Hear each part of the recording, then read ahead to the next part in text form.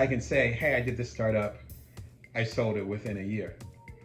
That instantly helps people see proof of concept because I talk about my journey.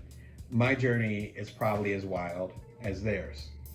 So they already know that whatever I'm saying not only applies, but they also know, which is the proof of concept part, they know that it's possible just by me walking in the room.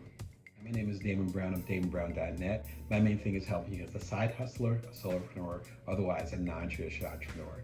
Today we're going to talk about proof of concept. Now, if you've been watching the show for a while, you've heard me say that.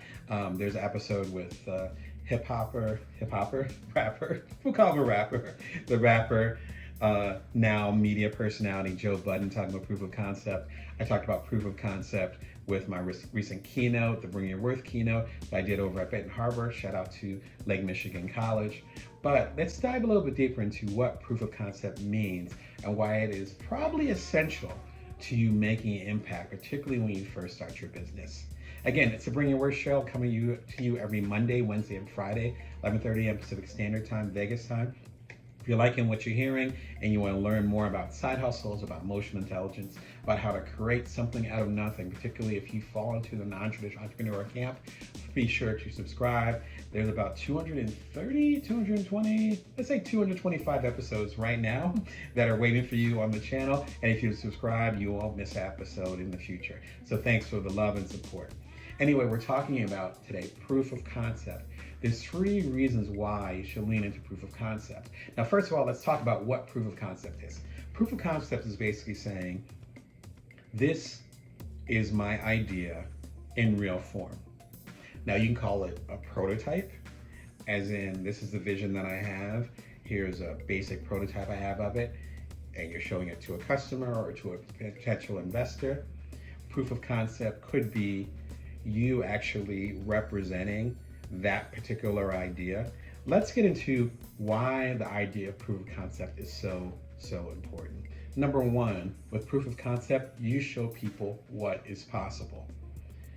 By me being a non-traditional entrepreneur, by me guiding Cuddler from inception with my 2 co-founders all the way to when it got acquired about 13 or 14 months after we all launched it or after we started with the idea.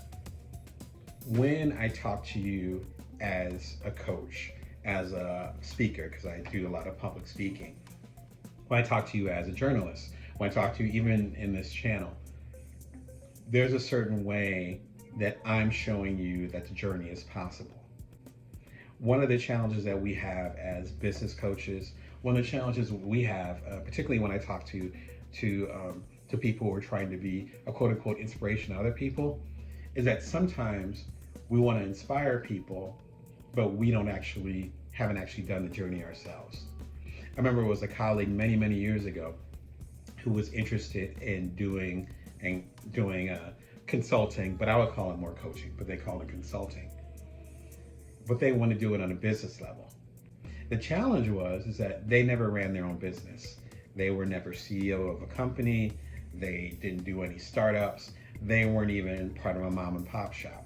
They had no tangible business experience, but they wanted to consult other small businesses, startups, to use their words, to help them on their journey. The challenge with that, of course, is the credibility. But even if you're able to get through the credibility and the limitation as far as how much insight you can give them, right, which is debatable, the real challenge is that you're not actually walking the walk, even if you're talking the talk. So if you're talking to a business and you're trying to be a consultant for them and you're saying you should actually hire more staff and you should put more money into marketing and less money into research and development, then their first question, of course, will be, oh, okay, so what did you do when you were in this situation? That's proof of concept. It's harder to do that if you actually haven't walked in their shoes, or at least a parallel thing. Now, to be honest, I've never raised funding. VCs weren't trying to touch an app that was made to connect people for hugs, which is what Color was. So I can't speak much on VCs.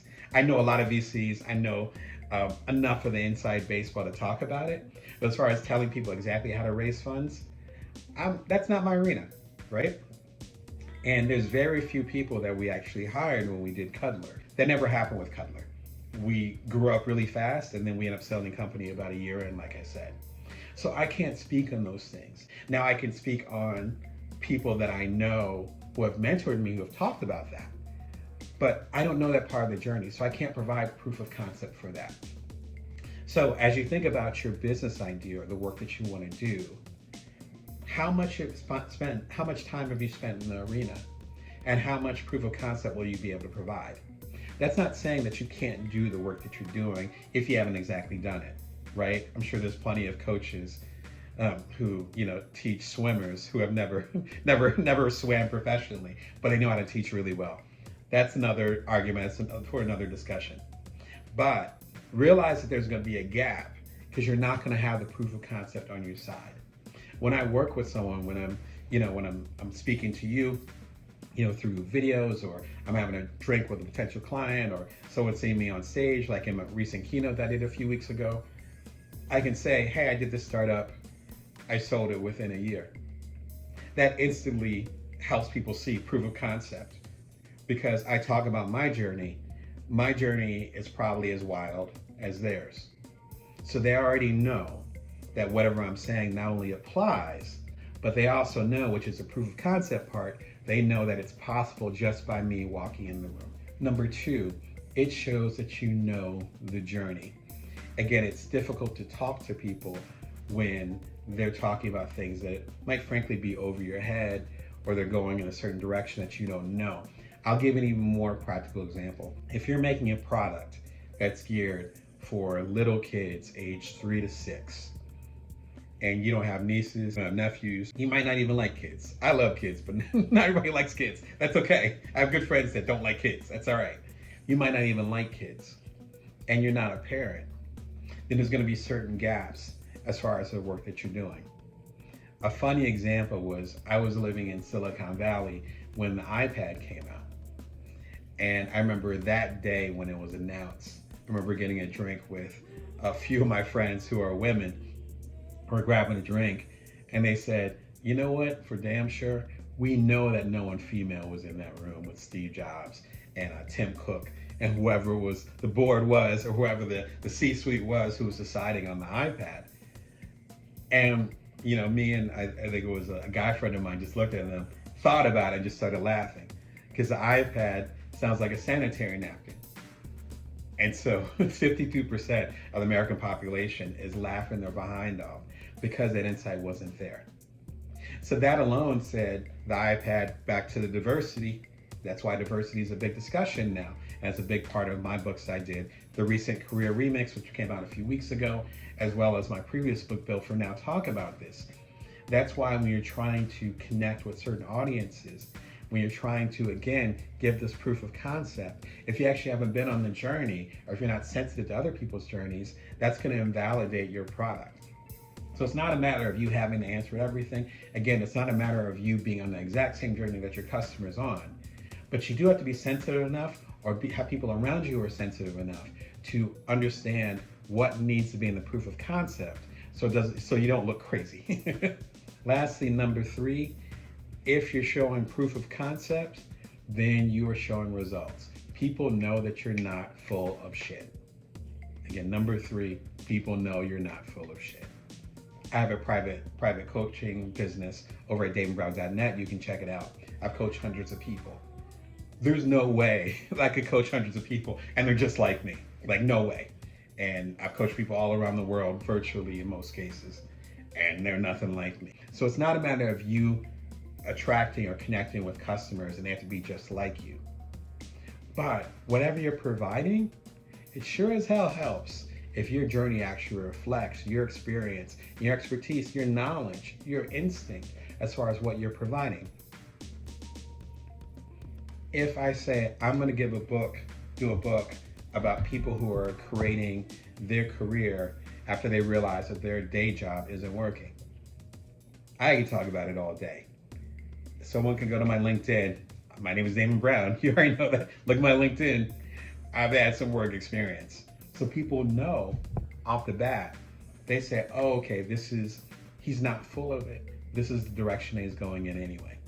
That's why it's so important to start with what you have and start building what Seth Godin calls a minimal viable audience. Minimal viable audience are the exact people that you want to serve, focusing on them.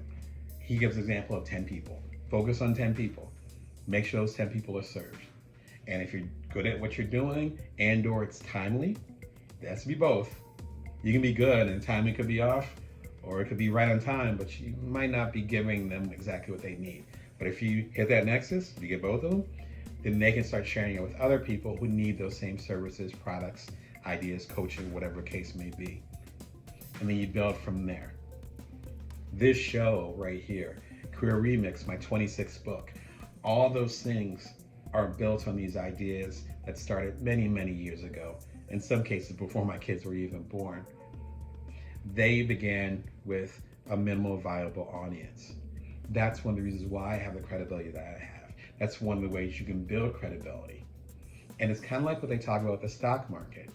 You can't time the market, but it's better to have time in the market. In other words, you can't necessarily be slick and say, I'm going to go ahead and time this perfectly. I'm going to have the perfect product at the perfect time. There's way too many variables. We sure as hell didn't know it was going to be a pandemic hitting a few years ago. So if you had everything mapped out, suddenly you had to go back to the drawing board. What you can do is serve people consistently over time. The right people, in the right way, in the way that you can serve them best. That should be reflective in your proof of concept.